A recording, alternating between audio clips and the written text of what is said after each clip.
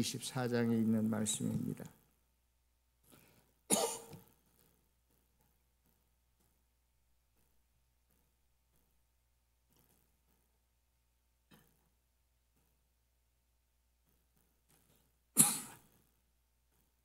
신명기 24장 1절에서 5절까지 저와 여러분들의 한 절씩 교독하겠습니다. 마지막 절은 우리 다 같이 함께 읽겠습니다. 남녀가 결혼을 하고 난 다음에 남편이 아내에게서 수치스러운 일을 발견하여 아내와 같이 살 마음이 없을 때에는 아내에게 이혼 증서를 써주고 그 여자를 자기 집에서 내보낼 수 있습니다. 그 여자가 그의 집을 떠나가서 다른 남자의 아내가 되었는데 그 둘째 남편도 그 여자를 싫어하여 이혼 증서를 써주고 그 여자를 자기 집에서 내보냈거나 그 여자와 결혼한 둘째 남편이 죽었을 경우에는 그 여자가 이미 몸을 잃었으므로 그를 내보낸 첫 번째 남편은 그를 다시 아내로 맞아들일 수 없습니다. 이런 일은 주님 앞에서 역겨운 일입니다. 당신들은 주 당신들의 하나님이 당신들에게 유산으로 주신 땅을 죄로 물들게 해서는 안 됩니다. 다 같이 읽겠습니다. 아내를 맞는 새 신랑을 군대에 내보내서는 안 되고 어떤 의무도 그에게 지워서는 안 됩니다.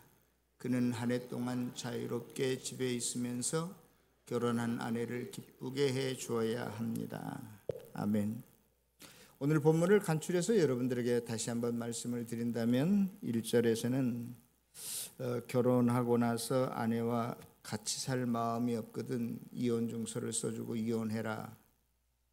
그 다음에 2절에서는 이혼당한 여자는 다른 여자와 재혼할 수 있다.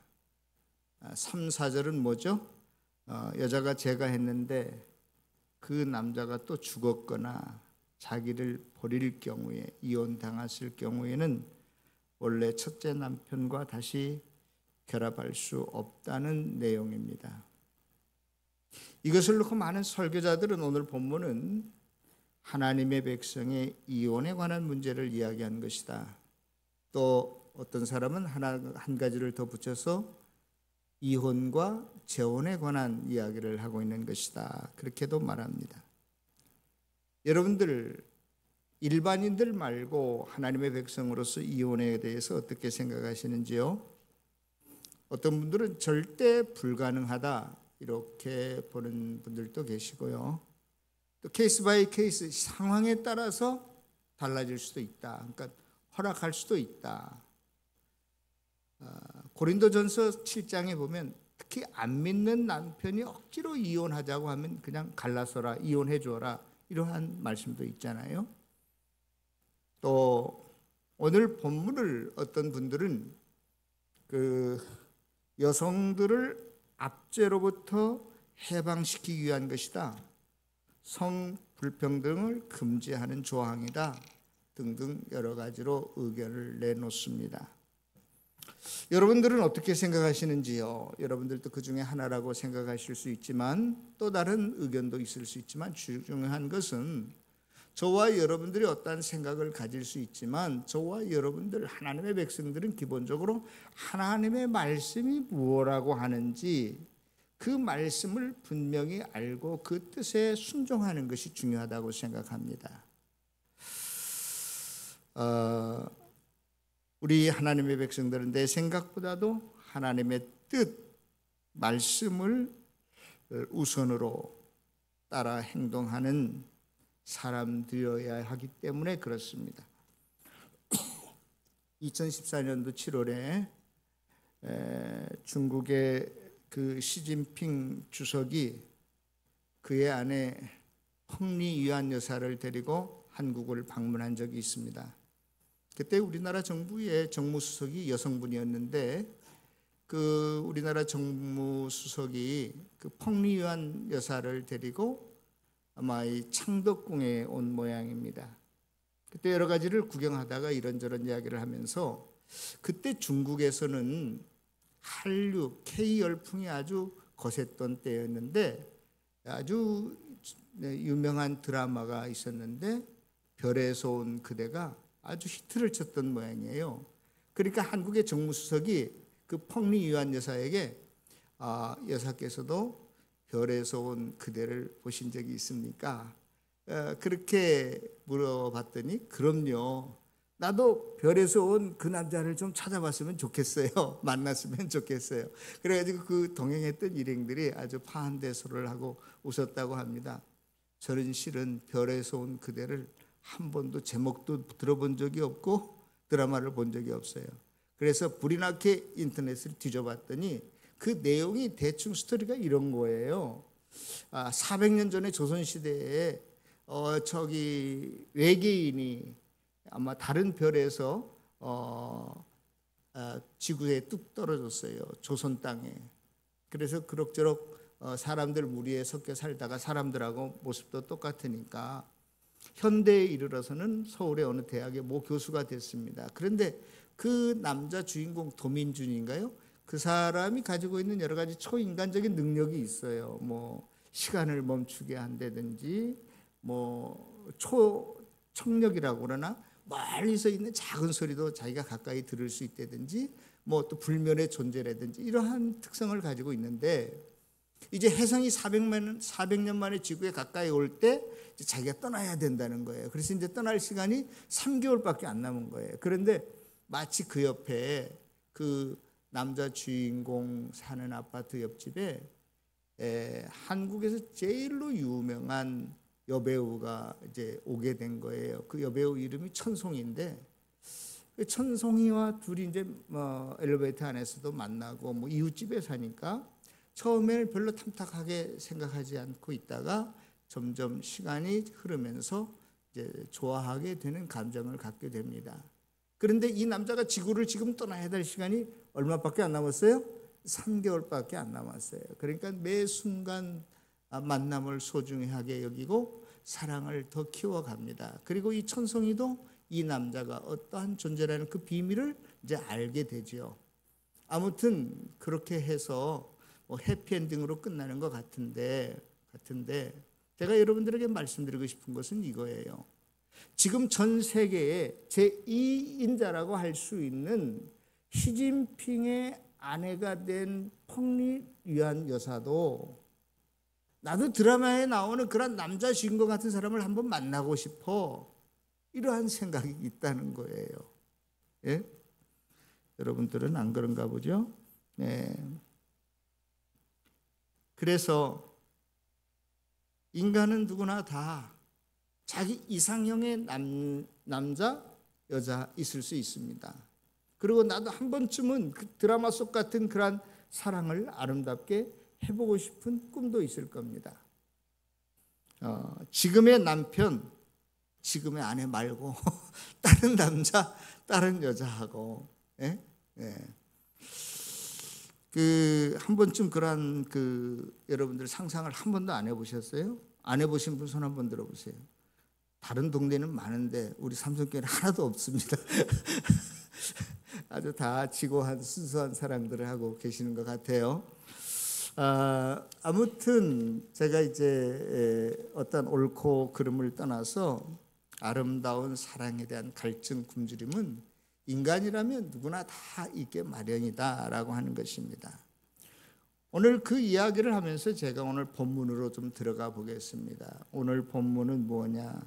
애굽에서 나온 이스라엘 백성들이 이제 곧 하나님께서 약속해 주신 땅으로 가나안 땅으로 새로운 땅으로 들어가서 살 터인데 그들 사이에는 새로운 백성이고 하나님의 선택받은 백성이고 사랑을 받은 백성이지만 그럼에도 불구하고 그들 가운데는 세상 사람들과 똑같은 일들이 얼마든지 일어날 수 있다는 것을 우리들에게 보여주고 있습니다. 그 문제는 뭐냐면 너희들이 다 하나님의 선민들인데도 불구하고 특별히 부부 관계 속에서 불화가 얼마든지 생길 수 있다는 전제를 우리들에게 먼저 이야기하고 있는 것 같아요. 저와 여러분들이 하나님의 백성이 되고 거듭난 사람들이 되고 서로 사랑하자고 굳게 약속하고 결혼을 했지만 살다 보니까 이거 내가 속았나? 이거 잘못 결혼한 것 같은데 이러한 생각이 들 때가 한두 번이 아니라는 거예요. 내가 차라리 10년 전에 20년 전에 그 남자 그 여자하고 했으면 훨씬 더 지금 행복했을 텐데 이제 그러한 생각들을 하게 됩니다. 성도 여러분, 모든 인간들은 다 비슷비슷한데요. 지금 살고 보니까 별거 아닌 것 같은데 그 남자 그 여자가 대단한 분들이에요. 예? 등잔빛이 어둡다고 여러분들 진짜 좋은 남편하고 내가 좋은 아내하고 사는데 여러분들이 그것을 잘 알지 못할 뿐인데 여러분들 한번 그러니까 집에 가서 여러분들의 남편이 뭐 목사든지 장로님이든지 뭐 권사든지 집사든지 당신은 말이야 목사가 돼가지고 장로가 돼가지고 왜 그래 그렇게 불평하지 않았으면 좋겠어요. 인간은 다 누구나 비슷비슷하고 아내에게 때로는 실망도 시켜주고 또 힘들게 할 때가 많이 있습니다. 이게 인간의 그 죄로 물든 습성, 본성이 남아있기 때문에 우리들 사이에서도 특히 부부간에도 섭섭함이 있고 오해가 있고 갈등이 있고 미움, 시기, 다툼 이런 것들이 그대로 나타나는 것뿐이에요. 그래서 사도 바울 같은 사람도 성자라 할지라도 내가 매일 나를 십자가에 못 박아 죽이노라. 자기 죄의 본성이 이 마음속부터 끓어오르는 것을 어떻게 부정할 수가 없었거든요. 그래서 그렇게 성자와 같은 인물도 내가 매일매일 나를 십자가에 죽이지 않으면 내 본성대로 살아갈 수밖에 없어요. 나도 이기적으로 내 중심적으로 생각하고 나에게 이익이 되면 내가 오케이 하고 나에게 해가 되면 노라고 대답할 수밖에 없는 속물적인 인간이 될 수밖에 없기 때문에 사도 바울은 그리스도의 사랑을 알고 실천하지 못하는 그것 때문에 내가 매일 십자가에서 나를 죽이노라 그렇게 고백했던 것입니다. 특별히 저와 여러분들이 오늘 구약 성경인 이 본문이 기록될 시대적 배경을 잘 알아야 되는데요. 지금으로부터 모세 시대니까 한 3,500년경이에요. 그때 당시의 유대 공동체 사회는 어떤 사회였느냐? 남성 우월 중심의 사회? 뭐 가부장적인 사회? 이렇게도 표현할 수 있어요. 남성 우월주의니 뭐 가부장적이니 뭐 권위주의적인 이런 이야기는요 3,500년 전에 있지도 않았던 단어예요. 그 당시는 모든 것들이 남성 주도적인 남성 주도적인 사회였기 때문에 모든 것이 남자들이 결정하고 판단하고 이행하면 그걸로 끝나는 거예요. 무슨 부인이 여자가 뭐 나와가지고 이러면 되는데 안 되는데 그런 말할 수 있는 상황도 배경도 아니었다 이 말이에요. 아무튼 지금 기준에서 보면 무슨 성차별이니 여권 신장이니 뭐 이런 것도 상상할 수 있지만 그때는 전혀 그런 것이 아니었다. 여자들은 그저 남자들이 남편들이 하라는 대로 시키는 대로 모든 것을 운명적으로 받아들일 수밖에 없고 그대로 따라 행할 수밖에 없고 순응할 수밖에 없던 그러한 시대라는 것을 우리가 전제하고 오늘 본문을 대하는 것이 옳은 듯합니다.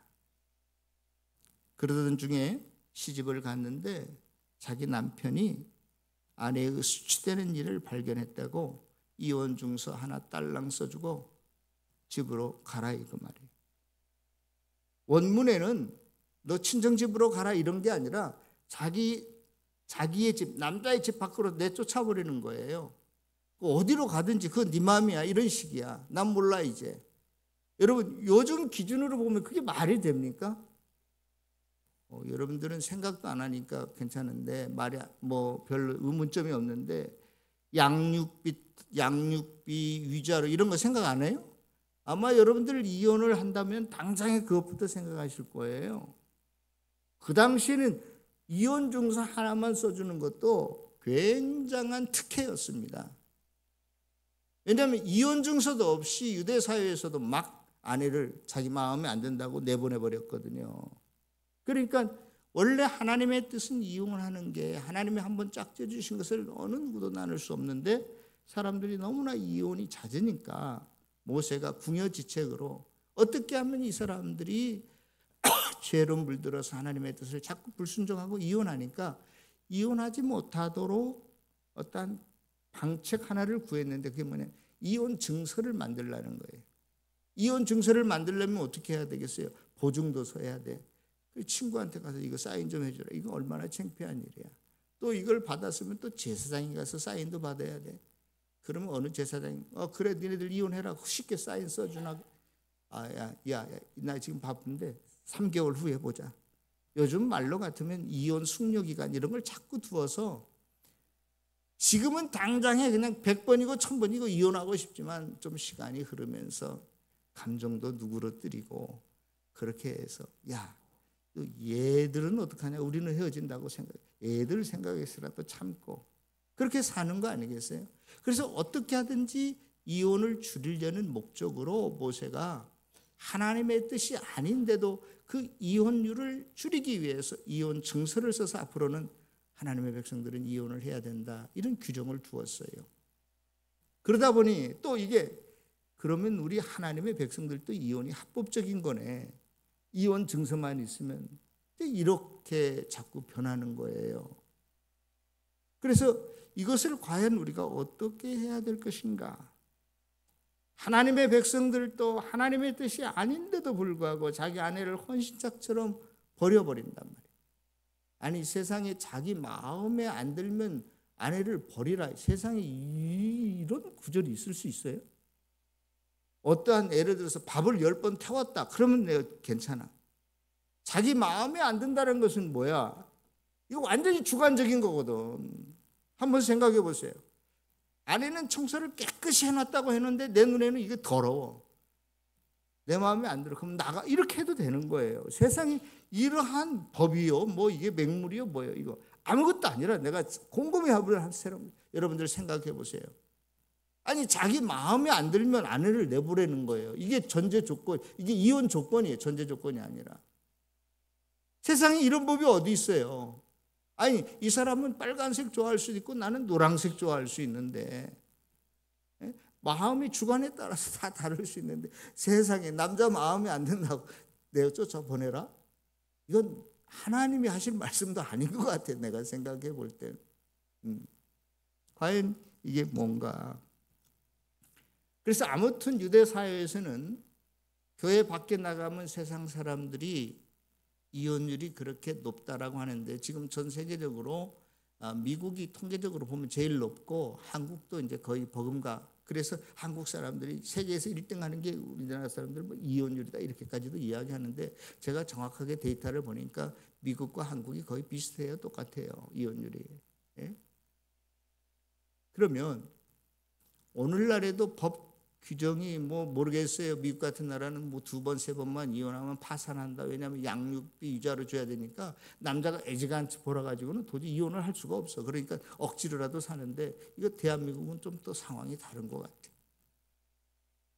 자, 아무튼 교회 밖에 그렇게 이혼율이 높듯이 교회 안에도 현재 지금 이혼율이 높은데 그리고 2000년 전에도 예수님 시대에도 이혼율이 높았어요. 유대 사회가.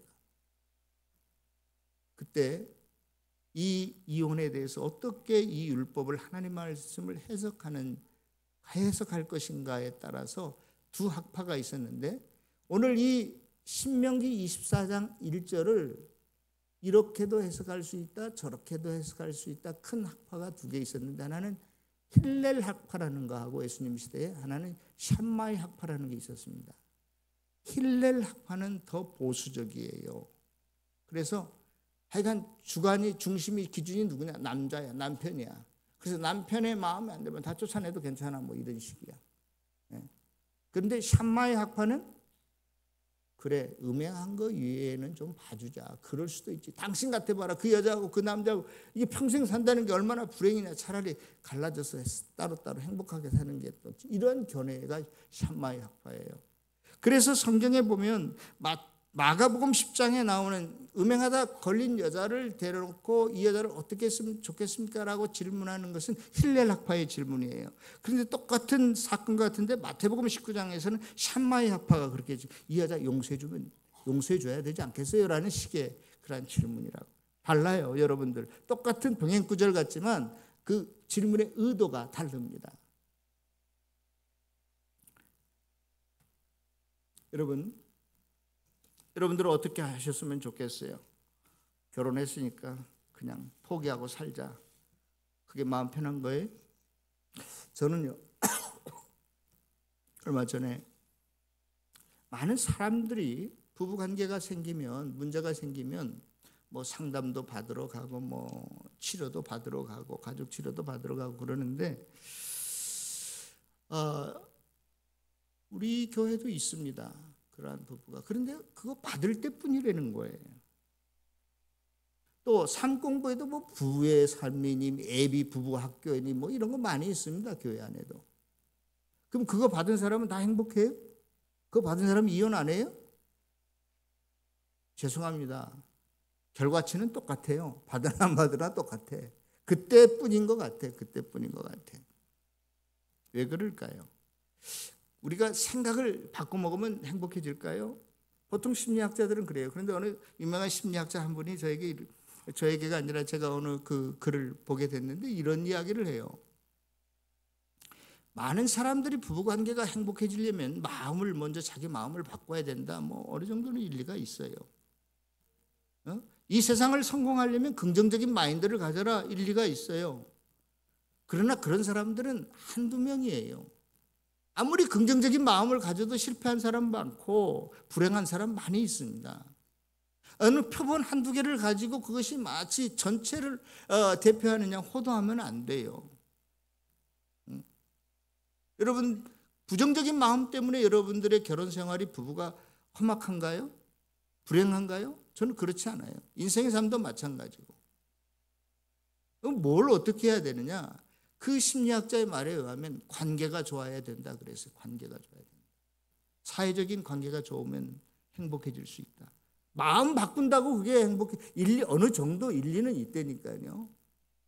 이와 비슷하게 이것을 신앙적인 측면에서 견주어 보면 저와 여러분들이 정말로 행복한 부부와 행복한 가정을 이루려면 하나님과의 관계가 근본적으로 좋아져야 돼요. 그게 안 되면 무슨 가족 치료를 하고 상담 치료를 하고 별의별 이야기를 한번 방법을 다 추구해 보세요. 부부의 삶 공부를 하고 뭐 부부 예비 학교를 다녀보세요. 그게 해결이 안 됩니다.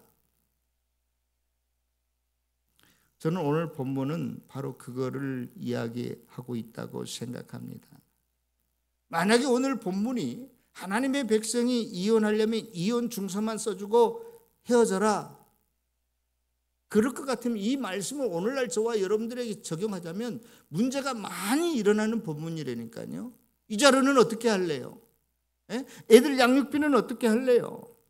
이혼 기간을 3개월로 해야 됩니까? 6개월로 해야 됩니까? 사회법에 의지하는 건 어떻습니까? 소송하고 이혼 소송하고 이런 걸 어떻게 해야 되나요? 또 교회에서는 어떻게 치료해야 되나요? 이거를 우리가 어떻게 정할 수가 없어요. 그래서 오늘 본문을 통해서 어떤 단순한 시행세척이 이래라 저러라가 아니라 더 근본적이고 본질적인 부부의 문제를 우리에게 말하고 있지 않나 하는 생각을 해봐요. 그래서 그 대안 제시가 뭐냐? 5절입니다. 우리 다 같이 한번 다시 읽어보겠습니다. 5절 화면에 한번 띄워주시겠어요? 5절 우리 그냥 다 같이 읽겠습니다. 시작.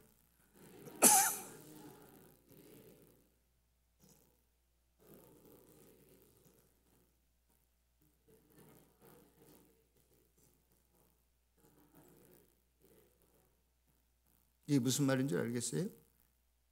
남자들은 모든 공무나 혹은 부역으로부터 면제해 주라 그런 이야기를 했는데 이유는 아내를 즐겁게 1년 동안 해주기 위해서 그렇다. 제가 한번 묻겠습니다. 여기 남자들만 대답해 보세요.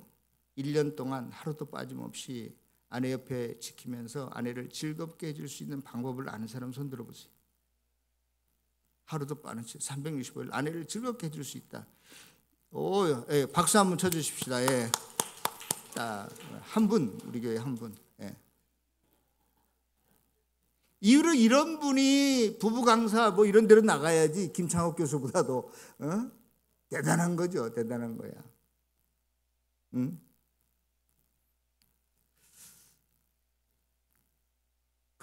결혼한 그런 여자도 없겠지만 또 그렇다고 남자가 집을 나가서도 안 되겠지만 남편이 가끔 가다가 집을 비워줘야 숨통이 튀우는 거지. 삼시세끼 1년 내내 자기 옆에 붙어 있으면 힘들겠어요? 안 힘들겠어요?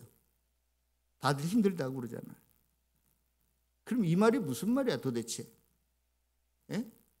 1년 동안 말이야 아내를 즐겁게 하기 위해서 남편은 군대도 면제해주고 모든 나라에 일어나는 그 부역에 대해서도 면제해주라 그 말이야.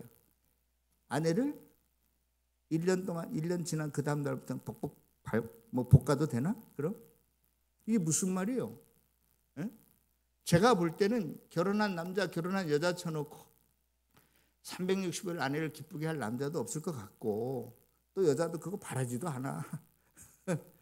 속만 안 썩이면 좋겠어. 이러한 여자들도 많이 있을 거란 말이지.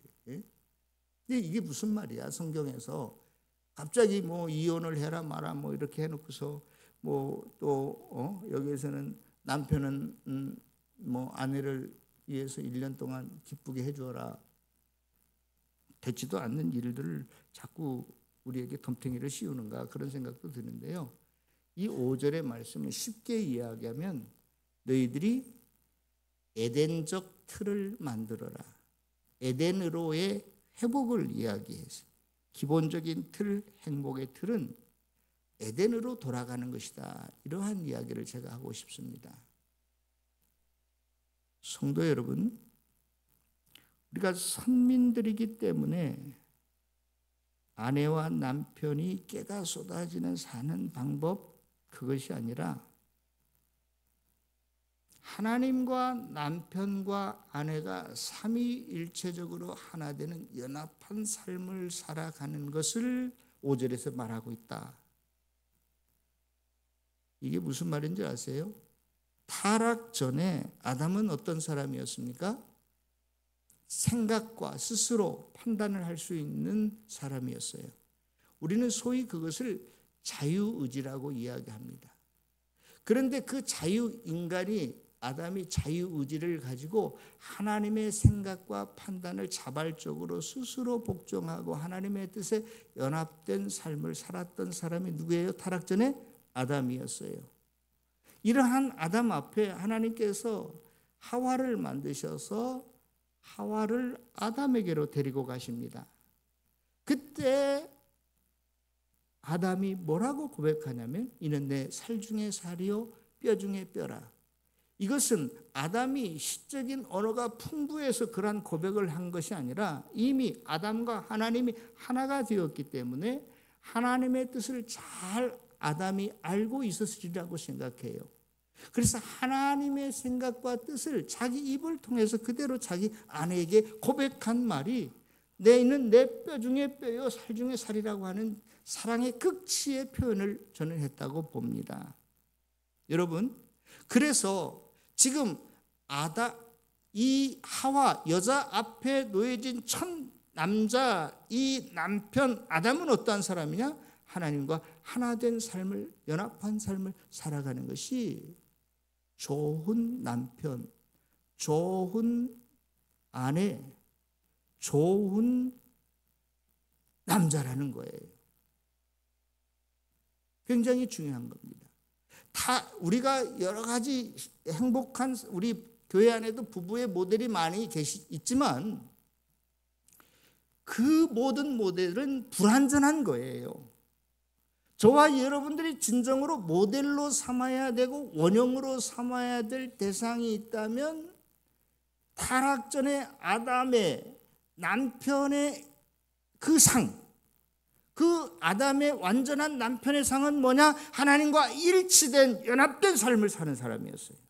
그것을 하와가 보고 인정합니다. 그래서 너희들이 1년 동안 아내를 기쁘게 하라는 뜻은 다른 것이 아니라 네가 남편으로서 하나님과 일치된 삶을 살았는데 새로운 이 여자 아내로 맞이함으로써 이제는 하나님과 남편과 아내가 서로 일치된 연합된 한몸된 삶을 살아가는 것, 에덴적인 회복, 삼위일체적인 삶을 살아가는 것이 그것이 행복의 모델이고 원형이야.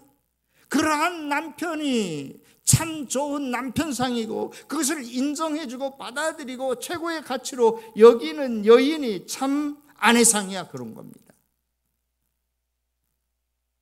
제 말에 이해가 있는 분 손 한번 들어보세요. 많은 오늘날 결혼 교회 안에서 행해지는 그런 모든 프로그램들이 나보다 좀 더 나은 결혼한 부부, 행복한 부부, 아내를 무슨 모델로 표지로 삼고 자꾸 그러는데 성경 어느 속에 있는 인물 부부도 다 불행한 부부였어요. 다 갈등이 있었고 시기가 있고 그들은 어려움이 있었어요. 심지어 바울도 또 베드로도 그래서 원래부터 그들은 홀로 살았던 사람들이냐 아니면 결혼해서 이혼한 사람이냐 성경신학자들 간에도 여러 가지 많은 의견이 있어요. 우리가 그러한 사람이 우리의 모델이 될 수 없다가 아니라 가장 완벽한 남편상 아내상은 죄 짓기 전에 에덴으로의 회복 아담상이고 하와상인데 그 아담상 하와상이 진정한 남편상이 뭐냐? 하나님과 일치된 삶을 살아가는 거예요. 그 다음에 아내를 만났을 때 그 아내가 그것을 인정하고 하나님과 나와 남편과 아내가 모두가 하나가 되는 삶 기본 틀을 이루는 것이 행복한 부부의 모델이고 가정의 모델인 것입니다. 믿습니까? 우리가 자꾸 어디서 들은 세미나 한 조각 가지고 두 조각 가지고 이것이 무슨 결혼 생활의 비밀이니 뭐 비결이니 행복의 뭐 금수저니 뭐 십계명이니 이런 소리 하는데 우리가 원형을 분명히 알고 모든 일들을 진행했으면 좋겠어요. 그래서 사랑하는 성도 여러분, 우리 형제 자매 여러분, 죄로 우리가 물들었기 때문에 우리가 자꾸 세속적인 가치와 방법을 따르잖아요. 그래서 내 이상형인 남자, 여자는 누구냐? 나를 즐겁게 해줄 수 있는 사람, 유머가 풍부한 사람, 돈이 많은 사람, 직장이 안정된 사람, 스펙이 좋은 사람, 이런 사람이 내 이상적인 남편상 아니에요? 키가 크고 멋있는 사람, 이런 사람이 미인, 이런 사람이 이상적인 아내상 아니에요?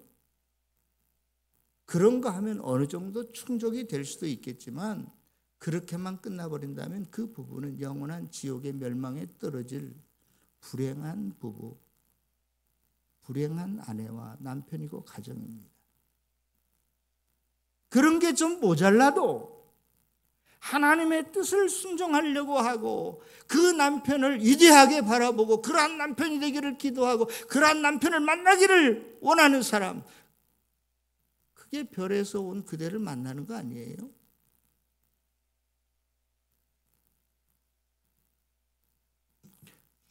사랑하는 성도 여러분, 오늘 본문에서 선민이 자기 아내에게서 수치스러운 일을 발견하거든 아내를 쫓아내라는 거거든요. 이 수치스러운 일이 과연 뭘까? 네? 결국 하나님에게 불순종하는 겁니다. 저는 그렇게 봐요.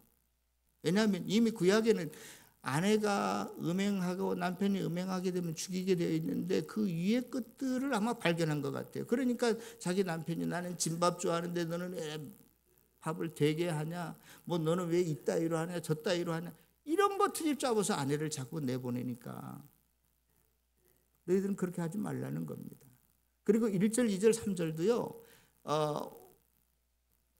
이혼증서를 가지고 그래도 이혼을 당하게 되면 여자가 다른 데로 재가할 수 있거든요. 그 전에 그냥 쫓겨나면 재가도 못해요. 이스라엘 사회는. 그냥 그렇게 허구지책도 안 돼서 죽을 때까지 고생하면서 살아야 되는 거예요. 홀로 된 여인은. 그런데 이혼 증서를 가지게 되면 죄가는 할 수 있어. 그런데 또 이게 말이야. 제가 했는데 제가 한 남자가 또 자기를 또 버리네. 또 죽어버렸네. 그러면 첫 번째 남자한테는 절대로 못 간다. 이 말은 아내를 지금 무시하고 경시하는 게 아니라 이것은 남자를 향해서 경고하는 말씀이에요. 너 과거에 이 아내를 네 마음에 안 든다고 내보냈지. 그런데 이제는 가만히 생각해 보니까 그래도 그 여자가 제일 낫네. 그런데 그 남편이 죽었네. 또 이혼당했네. 너 나랑 같이 살자. 이따위 소리 하지 말라. 남편에게. 지금 남편에게 경고하는 말이에요. 이 말은. 사랑하는 성도 여러분, 말씀을 마쳐야 될 것 같습니다. 하나님이 본래 저와 여러분들을 향해서 계획하신 좋은 남편상, 아내상은 하나님을 기쁘시게 하는 자입니다. 하나님의 말씀에 순종하는 자고 하나님을 추구하는 자고 하나님과 연합된 자입니다. 그런 사람이 공손하고 겸손하고 당당함이 있습니다. 신뢰가 갑니다. 아내들은 그러한 남자를 볼 줄 아는 눈이 있기를 바랍니다. 그리고 그럴 때 그 남편을 격려해 주십시오. 그러나 아직도 내가 예수를 믿었다고 하지만 죄의 습성이 남아서 남편을 향해서 자꾸 왜 이벤트를 안 열어주냐, 왜 명품백을 안 사주냐, 왜 우리는 해외여행을 안 가느냐, 이런 걸로 닥달하지 마세요. 예? 세상이 추구하는 거예요. 극단적인 예입니다만 한 가지만 좀 들어야 되겠어요. 제가 아는 어느 한 권사님이 계신데 남편이 그래도 꽤 중소기업을 일구는 CEO 사장님이신데 늘마다 뭐 만나면 친척들이고 명절이고 만나면 자기 사업 이야기, 뭐 자랑이겠지요. 그러니까 권사님 듣기에 좀 귀에 거슬렸어요. 여보, 당신하고 나하고 있을 때는 그런 말 해도 내가 들어줄 수 있지만 제발 형제들끼리 있는데 그 이야기 그만, 돈 이야기 그만 좀 했으면 좋겠다고. 그래도 이 남편은 남이 이루지 못한 거 자기가 이루었으니까 자랑할 만도 하지. 뭐 말끝마다 형제들 만날 때마다 그냥 돈 자랑하고 자기 사업 자랑하고. 권사님이 뭐라고 기도했냐면 하나님, 저거 망해야 되겠습니다. 정말 이 실화예요. 저건 좋은 남편상이 아니잖아요. 하나님이 원하는 남편상이 아니잖아요. 정말 그 기도가 그대로 응답돼서 그런지 이 남편이 폭삭망해서 도망갈 데가 없이 이리저리 도망다니다가 두 부부가 군산에 어느 조그마한 개척교회 지하실교회 가서 뒤에 가서 자기 남편이 흐느끼면서 회개하는 소리를, 기도 소리를 듣게 되는 거예요. 그때 아내 권사님이 하나님, 제 기도를 들어주셔서 감사합니다. 이제 우리 부부가 행복해질 수 있고 우리 가정이 행복해질 수 있을 것 같습니다. 성도 여러분, 믿음의 아내라면 이 정도는 돼야 되지 않겠나 하는 생각을 해봐요. 왜 그 권사님인들 현실적인 문제를 생각하지 않았겠어요? 이제 아이들 공부 겨우 마쳤고 뭐 취직도 해야 되고 결혼도 시켜야 되고 할 일이 창창인데, 아니 모든 것이 다 하루아침에 없어져 버렸는데 어떻게 되겠어요? 그래도 좋은 아내상은 남편이 하나님과 동행하고 하나가 되는 겁니다. 좋은 아내는 그것을 함께 기뻐하는 겁니다. 인정해 주는 겁니다. 그럴 때 저와 여러분들이 이 세상의 조건과 상황과 상관없이 행복한 부부와 가정을 이루어 나갈 줄로 믿습니다. 하나님의 뜻 말씀에 순종하고 하나님과 연합하고 하나가 되어질 때에 부부가 서로를 배려하고 존중하고 영원히 사랑하고 하나님의 나라를 함께 유업으로 받아 누릴 것입니다. 서로가 하나님께 더 가까이 나아가고 하나 되는 일에 힘써가는 아름답고 행복한 부부, 가정을 이루어가는 참 좋은 남편들, 좋은 아내들이 되시기를 다시 한번 주의 이름으로 축원합니다. 기도하겠습니다. 사랑과